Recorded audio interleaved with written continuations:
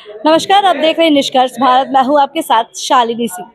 देखिए, आज हम बात करेंगे एक किताब के बारे में। आज जैसा कि आप जानते हैं कि बिहार के जो माननीय मुख्यमंत्री हैं, आज 73 साल के हो गए हैं और एक किताब उनका मिला है, जिसमें लिखा हुआ है, कुछ तो मजबूरियाँ रही होंगी, यूँ ही नहीं कोई बेवफ़ा होता। अब ये जानना है कि 2 जिगरी दोस्त में से कौन पहले बेवफ़ाई किया है? और हमारे साथ मधु मंजीरा जी मौजूद हैं और राजद के प्रवक्ता भी हैं। तो मैम, आपको क्या लग रहा है कि कौन बेवफा है? सबसे पहले बेवफाई किसने की है, लालू जी ने या फिर नीतीश जी ने? आ, आप जिस तरह से देख रहे हैं कि लालू जी नीतीश जी बहुत पहले से एक साथ राजनीति किए। फिर नीतीश जी वहां से टूट करके अलग आए, अपनी पार्टी बनाए। चलिए ठीक है कि उसके बाद वो मुख्यमंत्री बने, लेकिन लगातार कितने वर्षों के बाद वो लालू जी के अगेंस्ट में रहे। उनके बाद क्या उनके था दिमाग में आया, क्या उनका अंडरस्टैंडिंग कमा बीजेपी के साथ, कि फिर वो आरजेडी के साथ आ गए। आरजेडी के साथ आ गए, फिर वापस बीजेपी के साथ गए। फिर वापस कुछ दिन के बाद नहीं, गलती हो गया, अरे तो बीजेपी वाला लोग तुमको ये है कि जो उनका बात नहीं मानता है उसको सीडी ईडी का करवा देता है कि हम तुम्हारे मतलब फिर से आ गए आरजेडी के साथ। मात्र 17 महीना हुआ लगातार। माननीय तेजस्वी प्रसाद यादव जी 17 महीनों में लगातार काम कर रहे थे, बिहार में घूम रहे थे। अपना जो भी उनका मंत्रालय था वहां पे नौकरी ढूंढने का, कैसे उसको दिया जाए, फिर नौकरी लोगों को मिला और उनका जो ग्राफ बढ़ने लगा, तो कहीं ना कहीं एक होता है ना, उनको लगने लगा कि ये हमसे आगे न निकल जाए। जी। और ये सोच करके इसकी वजह से उन्होंने माननीय तेजस्वी प्रसाद यादव जी को छोड़ करके वापस से बीजेपी में गए। लेकिन अभी भी आप लोग के जरिए ही पता चलता है कि बीजेपी में फिर से उनका बहुत अच्छा नहीं बन रहा, कैबिनेट का विस्तार नहीं हुआ है और इस तरह जिस तरह से जो आ रहा है बयान आपस में ही आ रहा है। तो ये बड़ा अब सोचने वाली बात है कि कौन बेवफाई कर रहा है। ये तो बिहार की जनता देख रही है, क्योंकि देख एक मिनट, जो बेवफाई वो करता है जिसको कहीं ना कोई फायदा होता है, ठीक है। तो नीतीश कुमार जी अगर उधर गए तो मुख्यमंत्री बनने के लिए गए, इधर आए तो फिर मुख्यमंत्री बनने के लिए, फिर उधर गए तो मुख्यमंत्री बनने के लिए, फिर इधर आए तो मुख्यमंत्री बनने के लिए।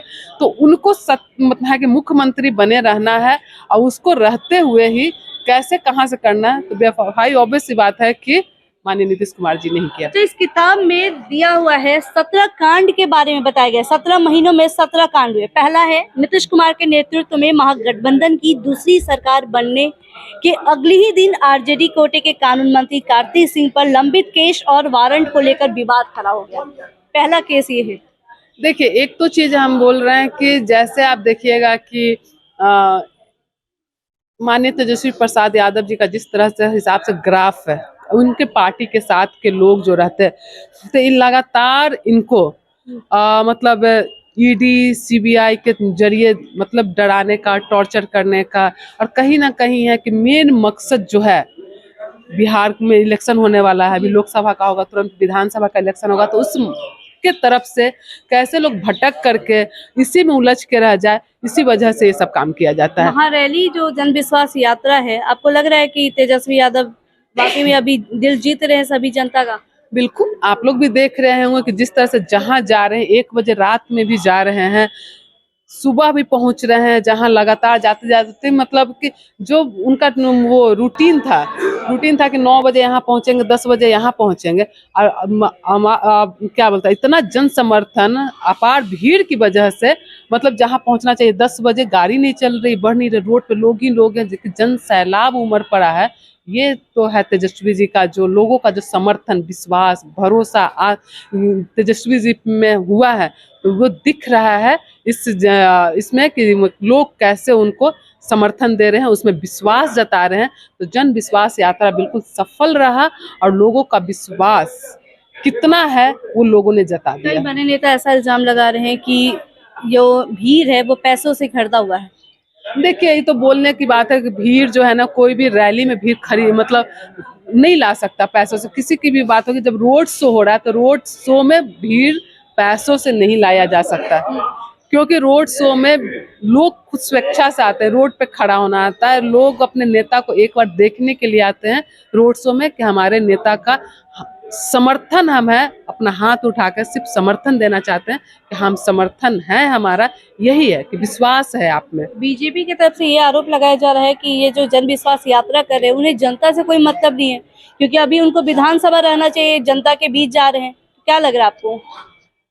देखिए, मान लीजिए कि जनता के बीच में जा रहे हैं, तो जनता के बीच में जाकर के ही जन समस्याओं को वहां लाया जा सकता है। अब विधानसभा सत्र चल रहा है, तो माननीय तेजस्वी प्रसाद यादव, बाकी लोग तो विधायक तो है ना भाई, बाकी विधायक तो अपनी बात को रख रहे हैं, बाकी विधायक हैं वहां पे, तो ऐसा तो नहीं है कि मात्र तेजस्वी जी के नहीं जाने से वहां पे बातों को नहीं रखी जा सकती। आज माननीय मुख्यमंत्री जी का जन्मदिन है और वो काफी उत्साह भी दिखा जा रहा है, तो क्या लग रहा है कि इस जन्मदिन के साथ साथ बिहार को क्या तोहफा देंगे? देखिए, लगता है आपको बिहार आगे जाएगा अब? बिल्कुल, मुझे तो ये है, माननीय मुख्यमंत्री जी को जन्मदिन की सबसे पहले बहुत बहुत शुभकामना कि आप जियो हजारों साल, और अब आपकी उम्र हो गई है, अब आप आराम करें, अब आपको आराम की सख्त जरूरत है।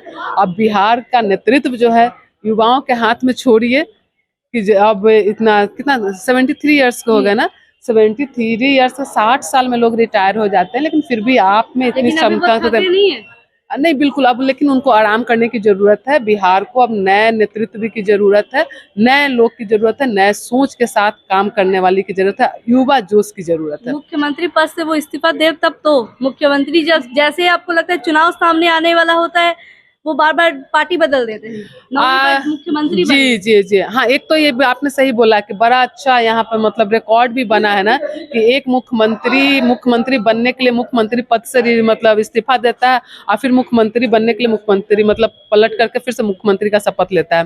तो आपने सुना मधु मंजिला जी को, उन्होंने साफ तौर पे कहा है कि इस महारैली में अभी खेल बाकी है और इस महारैली में बहुत कुछ खास होने वाला है। चलिए, ऐसे ही तमाम खबरों के लिए देखते रहे निष्कर्ष भारत। खबर हमारी, निष्कर्ष आपका। धन्यवाद।